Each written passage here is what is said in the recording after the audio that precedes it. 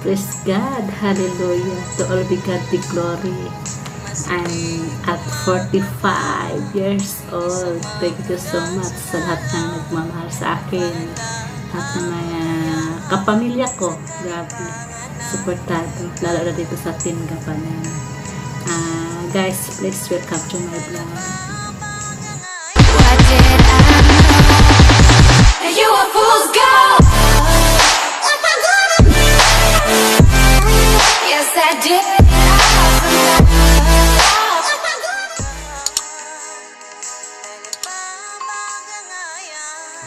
Hi guys, pasalamat ako sa aking life na binigay na yung Panginoon sa akin. Sa lahat ng mga aabot natin katagumpayan, lalo na sa aming family grand reunion noong last July. Di po namin po talaga alam ang lahat. Yung behind doon sa paghihirap bago natagumpayan yung aming reunion. Mahirap po talaga na ikaw po ang baling isa sa organizer, lalo po sa coordinator, na ma-push mo na mangyari ang aming reunion. Actually, noon pa man to, noong 2020 pa, dahil sa pandemic, na-postpone yung aming reunion. So, ang dami pong pinagdadaanan bago po natagumpayan yung aming family reunion. So, pinagpipre ko po yun, pero ang hirap po talaga pinagdadaanan ko.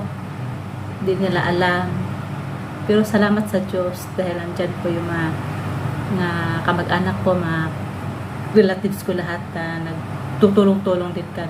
Pero doon po sa kabila po talaga, ang dami-dami po akong experiences na once na ikaw ay seryoso sa goal mo na mangyari, maraming mga temptasyon na dumadaan.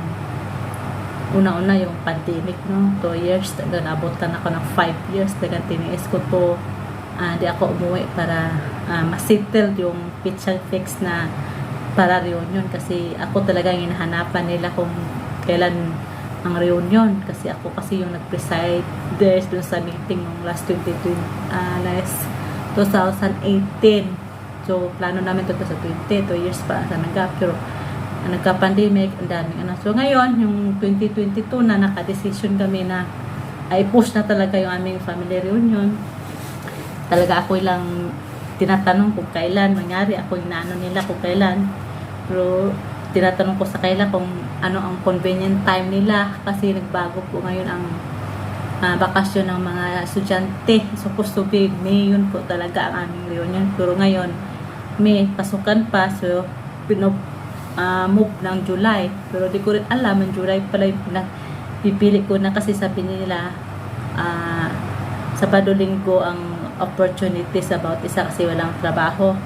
Pero ang isip talaga namin noon 3 days, pero ngayon pinag-off namin dahil masyadong na sa budget kung 3 days, kaya ginawa namin 2 days, Saturday and Sunday. Pero sa ng Diyos, nagabay niya na aprobahan yung pinili ko yung July 1 anto sa katunayan din.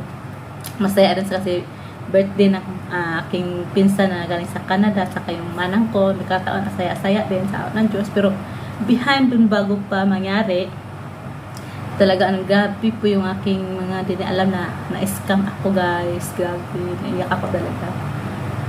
Sa awa ng Diyos, grabe yung mga pagsubok ko, di na alam na yung budget ko na pang ng bili ng baboy, piig para sa reunion, nagamit ko yun. Pero sa awa ng Diyos ko, lumiremedyo yung mga mama papa ko, nakabili sila ng piig sa awa ng Diyos. Pero talagang sabay-sabay talaga yung bayaran ko eh.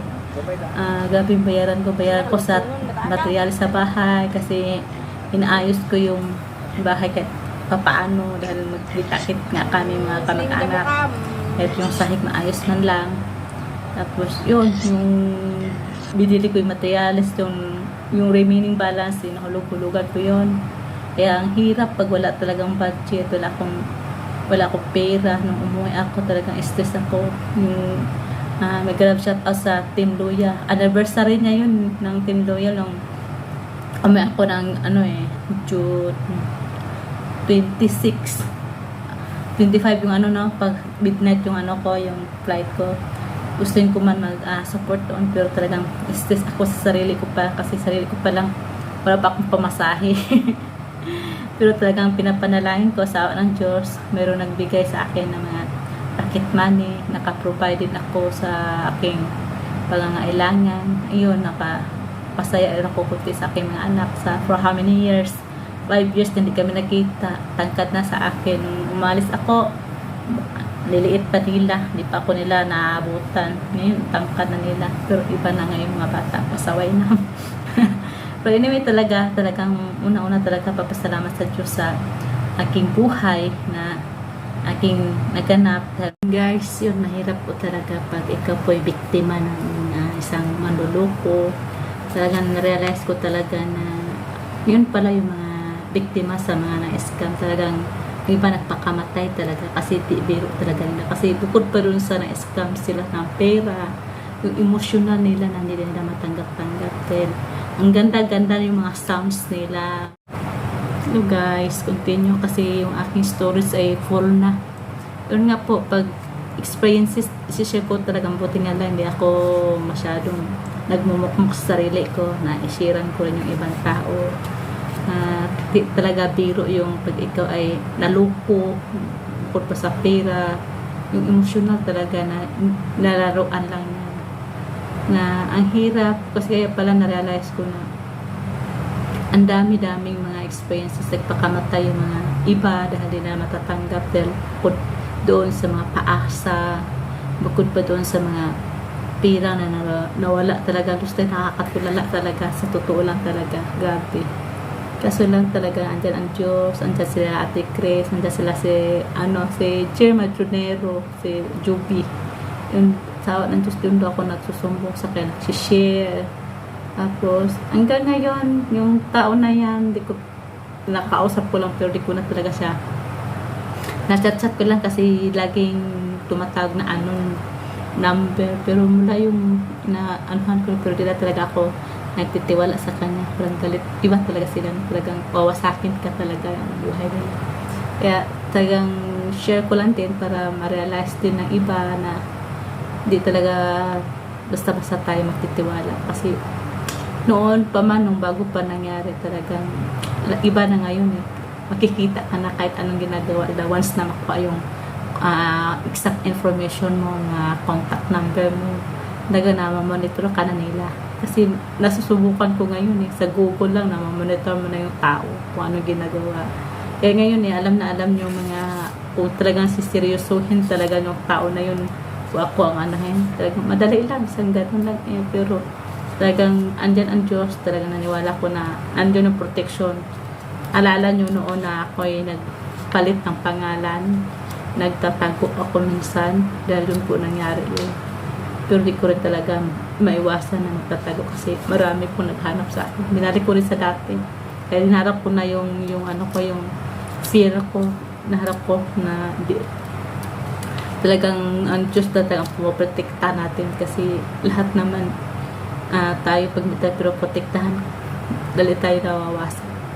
Pero thank you so much sa Team Gapangan na lalong sumasababay sa akin sa Team Loyal at Sis Maria, nakakaalam ka sa naramdaman ko, lagi mo akong kamusta pag ako'y masyadong nalaman mo nang malungkot ako.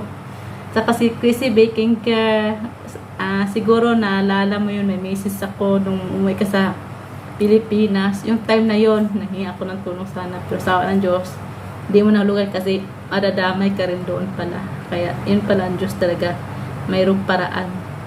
So anyway, thank you so much. Ito mga babasahin ko kasi gabi na, malayo na. Sis Chrissy Baking Care, Chrissy's Vlog Tabipian, Harry Flint Channel, Ayan Ventures, Comet Kitchen, Maria Fatima Dacolo, Juby Madronero, Madi Mosel del TV Shella, Ading, Miguel shout out. Salamat sa mga support sa mga sponsors sa Team Gapangan. Naka-receive na ako ng 300. Thank you so much sa lahat.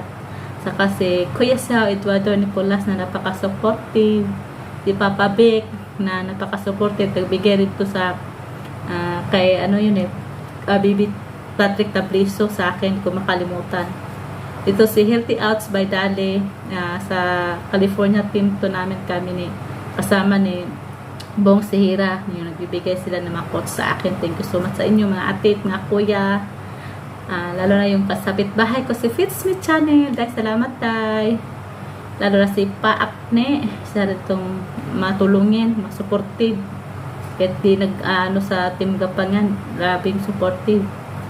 Si Bro Kabagsik TV, lalo na to si Getting Lost with Jess, nalala ko to tuwing birthday ko, siya tagaluto siya ko. Kaya, congratulations, Getting Lost with Jess. Deserve mo yan. Yung kasama namin sa Team Di Marion Vlogger. Si Dalins OC Vlogs. Ma'am Lynn. Mega love shoutout. Namimiss na namin yung Di Marion Vlogger. Kita Ikeb, ang aking advisor. Mega love shoutout. Master. Sa mga iba pang mga YouTube followers, mga friends. Nasa California, sila Mar TVI, Sir Mar. Thank you, sir. Sa Kawis TVI, sa mayroon sila mga team dito sa mga cycling community doon sa California. Ito may galaw shout out din si Sis Jocelyn Montijo. Yun yung talagang napaka-active ngayon dito sa Team Gapangan. Badiday Mia, thank you Badiday. Maricoy Di Jones, alam mo yung pangyayari. Maricoy, thank you so much Maricoy sa awareness. Micah Martinez Vlog, thank you sis. Lalo sa kay sa Filipino Ministry kay Nanay Tiffany, talagang buong detalye to yung nagmundo kami sa airport. Nalala nyo nung nag-vlog ako ng ng arrival. Ito yun yung kwento namin na isa rin tong tao na sabing darating, pero isa ring red flag. Sis Jocelyn Lovidero, thank you sis. Sis Eva Estrella, salamat po sa mga regalo nyo. Sis Susan Ugates, yung banana cake. Sis Christy Cabalar, sa mga pagluluto mo sis, lalo na doon sa salad. Sis Glory Cow, salamat sis. Sis Jerry Lee, Sis Jim Ann, Sis Linbanga, Sis LB Veloria, Sis Marie, lalo na rin sa mga nagbibigay sa akin ng mga regalo din, Sis Chuna, Sis Andrea, at lalo din sa mga Dakalokers, shout out po din kay Badit Adventures, mga original na kasama ko dito bago ako napasok ng ministry. Ito sila Getting Lost, kasama yan sa Dakalokers. Si Midlin, si Malo, si Marinaval, yung mga supportive sa akin. Yung si DC, nasa Amerika. Salamat Tess, so you can shout out. Si Swilming, kasama ni Getting Lost, na palagi doon sila sa Hong Kong.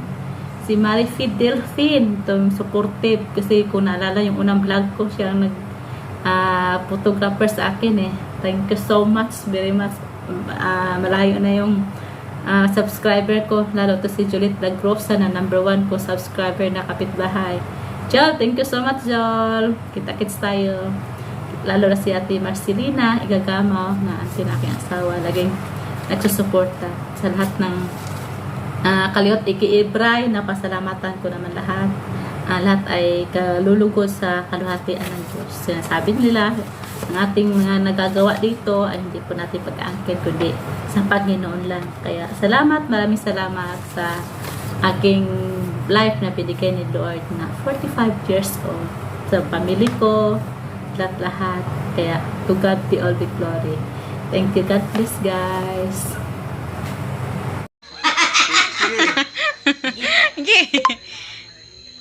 Pagtili, lagi! Sige. Ano na? Nini, bitaw ko? Happy birthday, Day! Tamayong lawas. Ganda, nanay. Kami ni ganda, may bungo, no?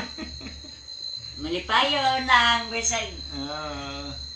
Sagmingaw. Bisag mingaw, bisag kubed, wala, katawa na Japon. Iutot ng mga problema. Ikaw pa pala, sa may ingon. Happy birthday. Salamat punta. Malipayon rami ana, bila taong kong buongon, katawa rin yapon. Dada, ang buongon na. Kasi gabi, kubi. Hindi, gani mo. Buongon. Tanong TV. Happy birthday, tita! Wishing you a good health and Happy New Year! sabi niyo yan. Hindi, good health, kanang more birthdays. Comes. Anja, Happy birthday. unsa pa? Atong kanta na. Stay pretty. Sige, mga tata. Happy What is that? 1, 2, 3, go. Happy birthday to you. Hoot, hoo. Happy birthday to you. Hoot, hoo. Happy birthday. Happy birthday. Happy birthday to you. Happy birthday, ta. I love you. Bayer. Mananaw sa mi og salida. Okay, boss. Hindi.